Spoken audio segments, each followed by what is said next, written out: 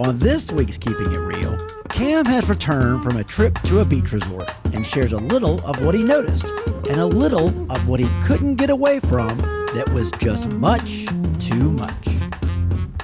My wife and I spent 4 nights at a Bahamas resort on a business trip, and here are my observations. Here's what I saw. First, I remember hearing that most traffic accidents happen within 5 miles of the driver's home. Seems inverse of what you'd expect. The reason?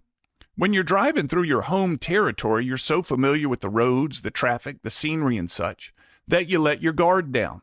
The familiarity and the routine make you vulnerable to carelessness. When you're out of your home territory, you slow down. You take notice of what's around you. You're cautious.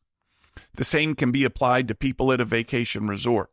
We were all strangers in an unfamiliar place, carefully navigating around each other in sometimes tight quarters and sometimes long lines, like drivers navigating unfamiliar roads. We were all polite and accommodating. Everyone was on their best behavior. And the resort was huge, 2,500 rooms, 1,000 acres fronting the beach. It was more of a Six Flags amusement park than a beachfront resort. There was a water park, and there were 1 million places to get overpriced food and 2 million places to get a very overpriced drink. We heard at least 5 different languages. We saw lots of what I think were Orthodox Jews. It's not something we see a lot here in South Alabama, so I'm not sure.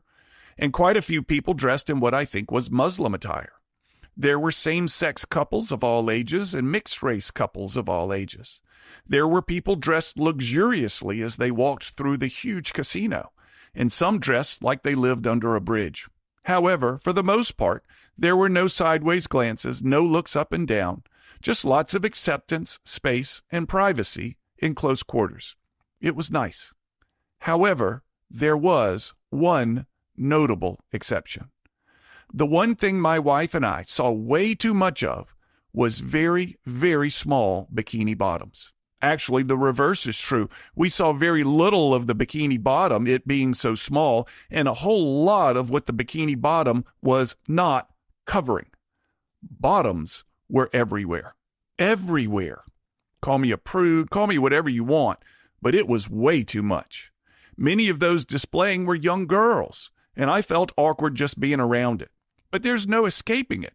If I looked towards the ocean, they walked in front of me. As I stood in line for a towel, there they were, at the pool, at the poolside restaurant.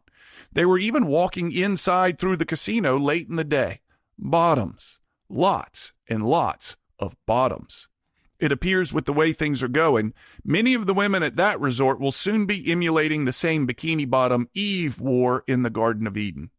The majority of them were most of the way there, and, well, I wish they weren't. This old fuddy-duddy wanted to say, "Pardon me, miss, at the risk of being rude, I don't care what the fashion trends today are.